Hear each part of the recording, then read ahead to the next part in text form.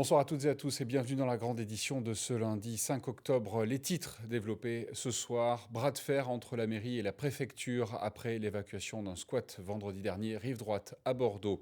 Il avait porté plainte contre Éric Zemmour pour ses propos sur les mineurs non accompagnés que gère le département. Jean-Luc Glaise, le président de la Gironde, a été suivi depuis par une vingtaine de conseils départementaux. Enfin, ce soir également, nous parlerons de la séance plénière du conseil départemental ce lundi au cours de laquelle a été abordé notamment le budget supplémentaire est lié au Covid. Du côté de la météo, le temps sera gris et humide toute la journée avec des averses matinales qui ne diminueront qu'en fin d'après-midi. Les températures maximales iront de 17 degrés à Tulle, 18 à Angoulême et Sarlat, enfin 21 degrés pour la maximale attendue à Arcachon.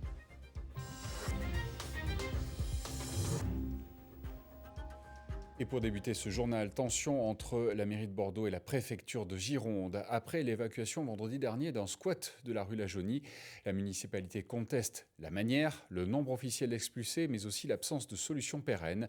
Le lendemain, elle proposait une mise à l'abri en urgence dans un hangar situé un peu plus loin quai de Brazza, en attendant de trouver des solutions durables. On dormait, c'était pour 1h du matin, il vient la police, il frappe, il nous disait sortez, prenez votre bagage, le plus important, les vêtements dans un sac, les documents et vous partez. Et j'ai posé la question où ?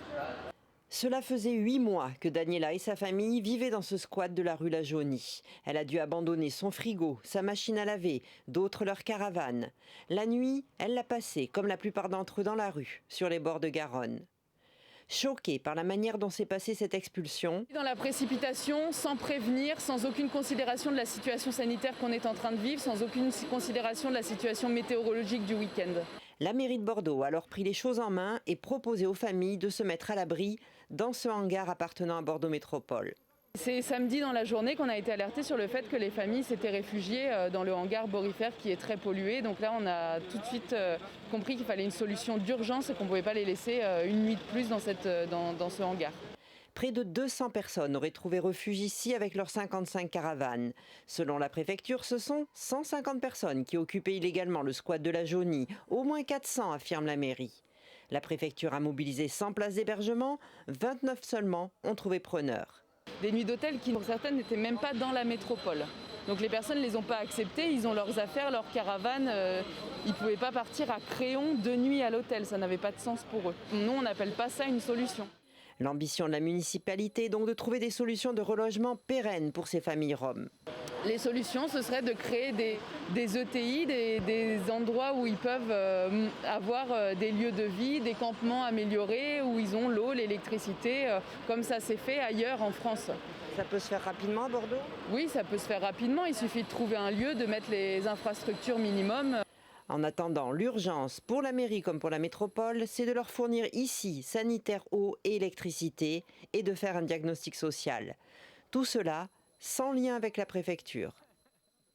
Voilà un reportage de Dominique Parmentier et la préfecture qui n'a pas donné suite à nos sollicitations. Nous vous en parlions vendredi. Jean-Luc Glaise, le président du conseil départemental de Gironde, a porté plainte contre Éric Zemmour après ses propos tenus sur CNews concernant les mineurs non accompagnés que le département a en charge. Il avait appelé les présidents de conseils départementaux à faire de même et a depuis été suivi par une vingtaine d'entre eux. Il a d'ailleurs poussé un coup de gueule ce matin en ouverture de séance en faisant une mise au point. Oui, un coup de gueule parce que les propos qui ont été tenus sur la chaîne CNews sont absolument abjects, intolérables, racistes, xénophobes, donc inacceptables dans une république comme la nôtre qui porte haut la valeur de la fraternité. Et puis ensuite, c'est une injure aux professionnels qui s'occupent de ces enfants, avec un mélange des genres entre des enfants qui sont des mineurs isolés, qui doivent être pris en charge par l'État et qui se retrouvent dans la rue avec des réseaux de traite humaine, et puis des mineurs non accompagnés qui, eux, deviennent des enfants sous protection, dans le champ de la protection de l'enfance, et là qui sont accompagnés par des éducateurs, par des psychologues, par des professionnels, pris en charge par le département. Tout est mélangé dans ce propos et c'est absolument inadmissible. Voilà, une séance plénière du conseil départemental ce lundi, au cours de laquelle a donc été abordé le dossier du budget supplémentaire et des coûts additionnels liés au Covid.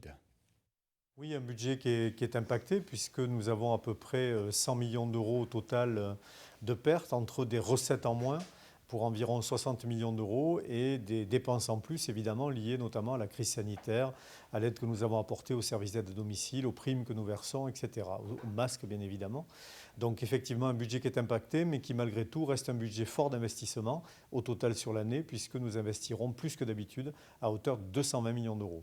Parmi ce budget, donc la fameuse prime Covid. Alors cette prime qui a été décidée par l'État en essayant de proposer ensuite au département de la financer, finalement l'État financera une partie de cette prime, à peu près 2,4 millions sur la Gironde, mais ce qui veut dire que le département devra trouver dans son propre portefeuille 5 millions d'euros pour financer le reste de la prime, essentiellement pour les services d'aide à domicile, pour les résidences autonomie et pour les personnels de la protection de l'enfance, les assistants familiaux.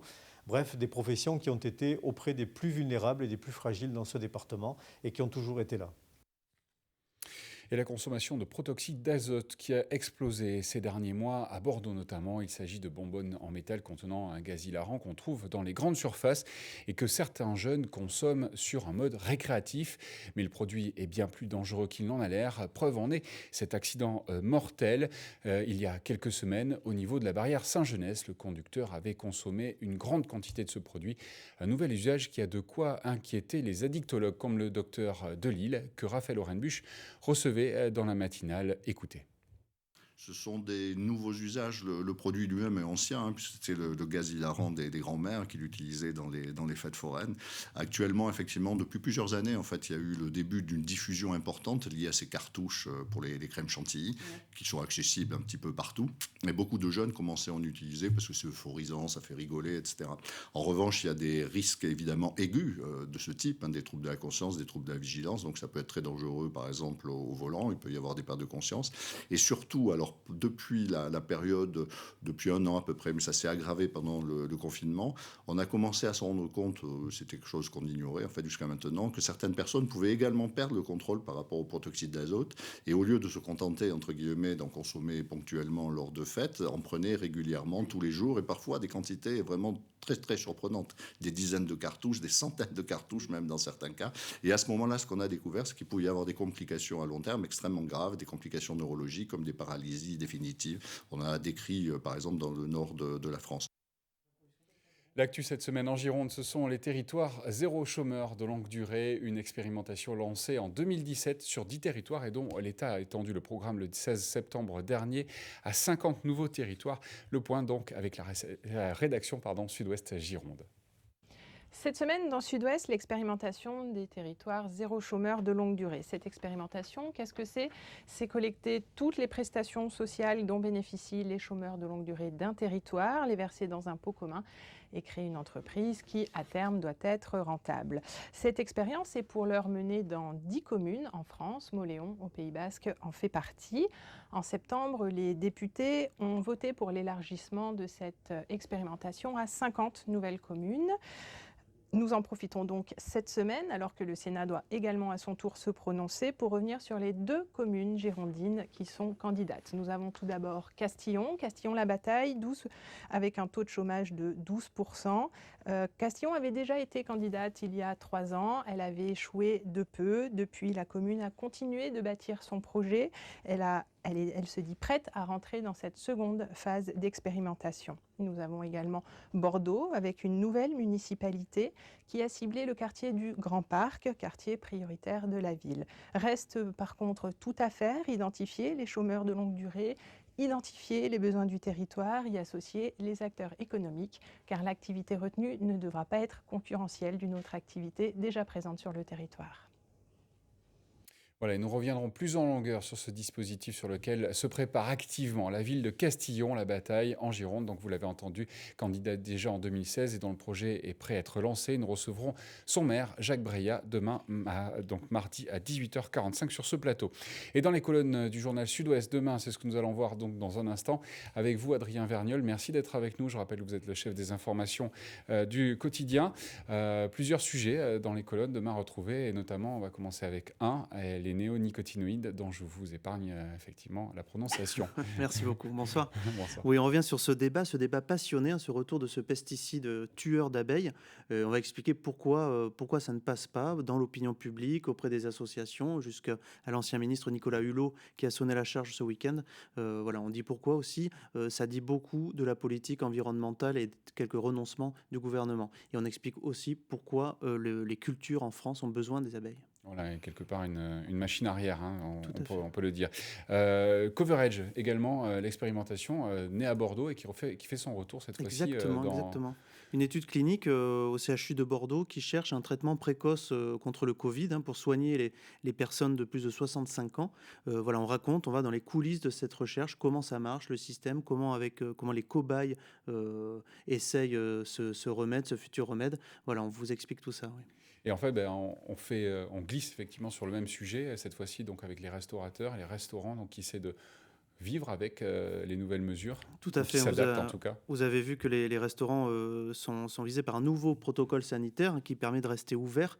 Donc on va expliquer comment ils se sont sauvés et à quoi correspond ce nouveau protocole, c'est-à-dire un peu plus de gel hydroalcoolique sur chaque table. On paye à la table et non plus au comptoir. Voilà, on explique ce qui va se passer dans les restos dorénavant, donc dans les zones d'alerte maximale comme à Bordeaux. Voilà. Et est-ce que c'est le dernier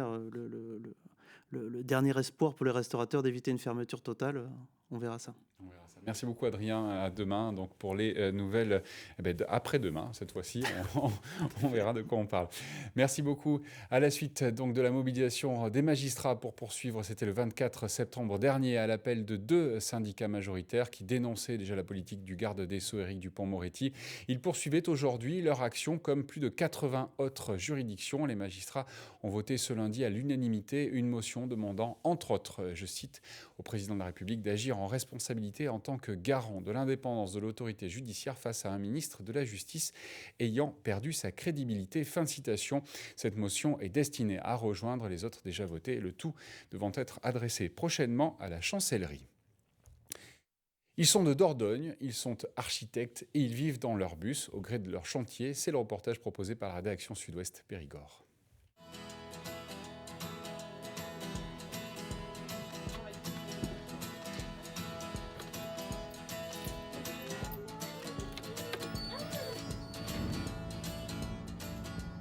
Bonjour, vous êtes devant l'Archibus, une agence d'architecture itinérante qu'on a créée ensemble avec mon épouse. Et nous sommes à Lisle, où on a été accueillis dans une famille en instruction en famille.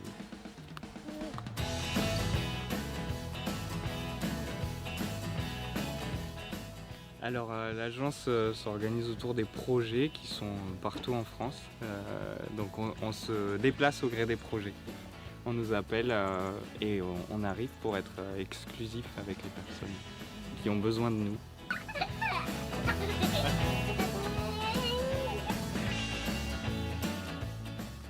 On se spécialise sur les projets autonomes et écologiques. Nous vivons maintenant dans un bus autonome en énergie et on a à cœur de faire des projets qui répondent à nos envies d'écologie, de respect de la nature et d'autonomie pour beaucoup de personnes.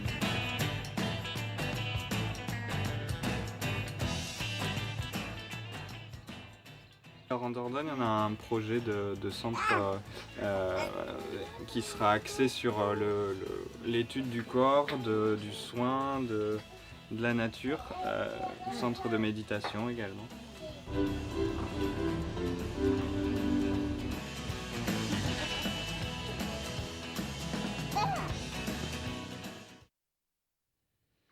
Voilà, et demain, nous irons en Lot-et-Garonne suivre la révolution de l'éclairage solaire. Enfin, une information circulation. La rocade extérieure sera fermée cette nuit de 21h à 6h pour la poursuite des travaux à Bordeaux de la mise à 2 fois 3 voies entre Lormont et Bruges. Ce sera aussi le début d'un mois de travaux sur l'autoroute A63. Elle sera coupée toutes les nuits entre Cestas et Gradignan de 21h à 6h pour la réhabilitation de la chaussée. Allez, avant de retrouver Bastien Loquet dans un instant pour le 19h Sport et son invité, le président du comité départemental olympique et sportif, pour évoquer l'avenir des clubs amateurs face à la gestion du Covid, mais aussi les 12 sites girondins engagés dans les JO de 2024. Il y aura aussi ce soir Top Rugby avec Mathieu Dalzovo. C'est l'ancien demi de mêlée qui sera leur invité, Guy Cossé-Berry, qui viendra évoquer l'avenir du 15 de France avec Bastien donc et Mathieu Dalzovo. L'info continue sur TV7. À tout de suite. Merci.